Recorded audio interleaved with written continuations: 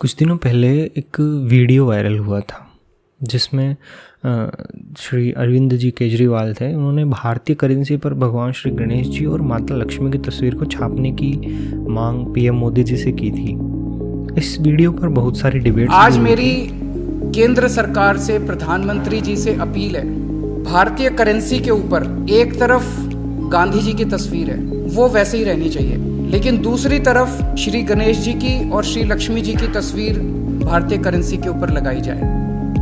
इसमें उन्होंने इसके पीछे रीज़न दिया था कि इससे हमारी जो इकोनॉमी है उसको बूस्ट मिलेगा और इससे भगवान का आशीर्वाद मिलता रहेगा। और इसको वेरीफाई करने के लिए उन्होंने अपनी बात पर जोर देने के लिए इंडोनेशिया का एग्जाम्पल भी दे दिया। इसके बाद बहस और ज़्यादा छिड़ गई। तो हम जानेंगे कि क्या ये संभव है कि भारतीय करेंसी पर गणेश जी या किसी भी भगवान की तस्वीर छापी जा सकती है। इस पर कोर्ट का क्या कहना है, इंडोनेशिया में ऐसा है तो क्यों है, और क्या इंडोनेशिया के अलावा भी कोई और देश ऐसा करते हैं। तो शुरू करते हैं हम अपने पहले सवाल से। देखिए, नोट पर कौन छपेगा, मतलब किसकी तस्वीर छपेगी, ये तय कौन करता है। अब हमें ये पता है कि करेंसी जारी करने का अधिकार सिर्फ एक ही बॉडी के पास है, RBI, reserve bank of India.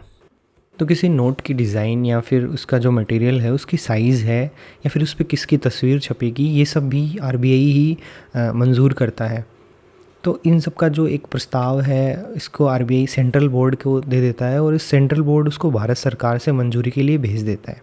जब भारत सरकार इसकी मंजूरी दे देती है तो जिस तरीके की जो आरबीआई की गाइडलाइंस हैं उसके तहत वैसा नोट छाप दिया जाता है। और ये सब होता है आरबीआई एक्ट की धारा 25 के अकॉर्डिंग।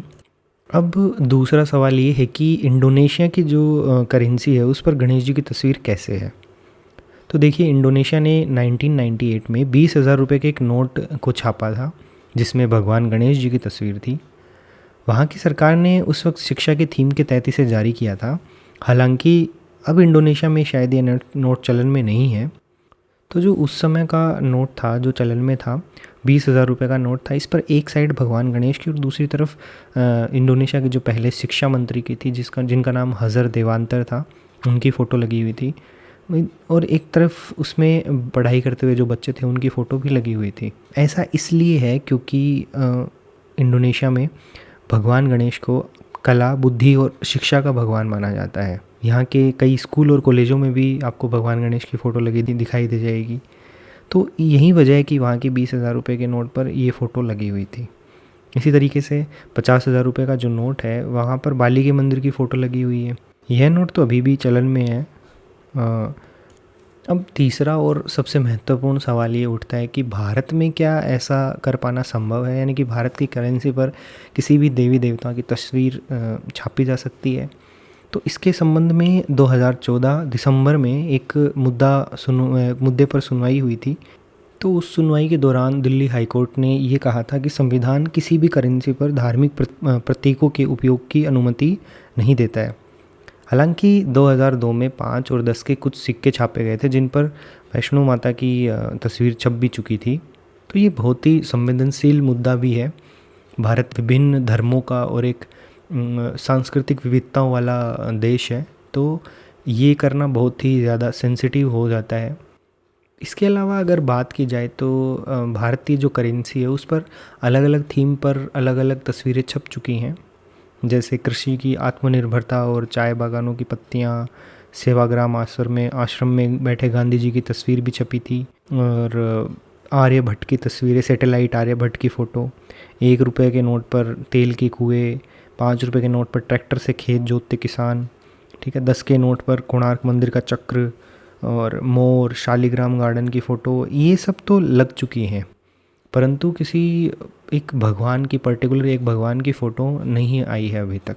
1996 की बात है जब महात्मा गांधी सीरीज़ की जो नोट्स थे उनको छापा गया था। तो इनमें बहुत सारे सिक्योरिटी फीचर्स भी दिए गए थे, इसे महात्मा गांधी सीरीज़ कहा गया।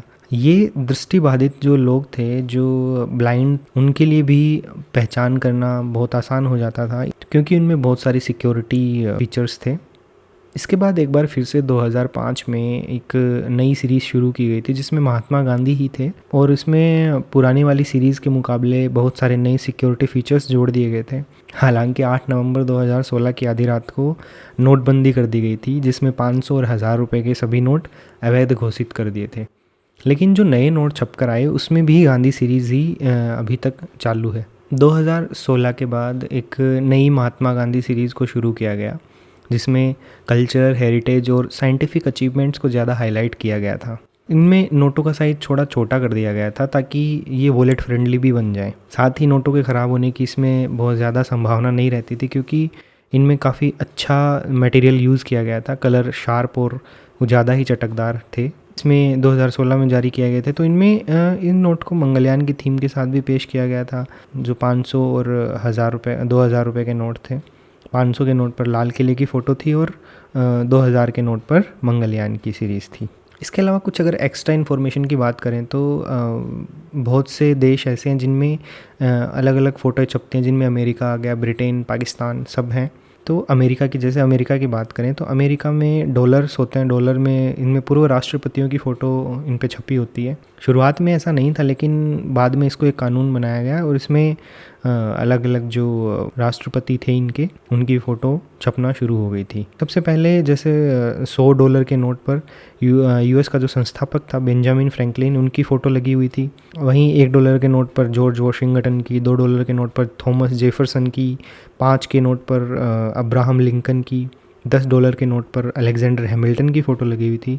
इसके अलावा अगर पाकिस्तान की बात करें तो पाकिस्तान के स्टेट बैंक ऑफ जो पाकिस्तान था, उसने $100 का नोट जारी किया था, जिस पर पाकिस्तान का जो संस्थापक थे मोहम्मद अली जिन्ना, उनकी फ़ोटो थी। इसके बाद $5 और इससे ज़्यादा की पाकिस्तान के संस्थापक की फ़ोटो लगनी शुरू हो गई थी। और तीसरा अगर अपन देखें तो ब्रिटेन है। तो ब्रिटेन में महाराजा या महारानी की फ़ोटो होती है। जैसे जैसे उनकी मौत होती जाती है वैसे वैसे उनको धीरे धीरे करके हटा दिया जाता है और धीरे धीरे रिप्लेस कर दिया जाता है दूसरे जो महाराजा या महारानी होता है, जो कंटेम्प्रेरी होता है। तो इस वीडियो में सिर्फ इतना ही, और ऐसी नई नई एक्सप्लेनर वीडियोस और बहुत सारे कंटेंट के लिए keep supporting us. Thank you so much.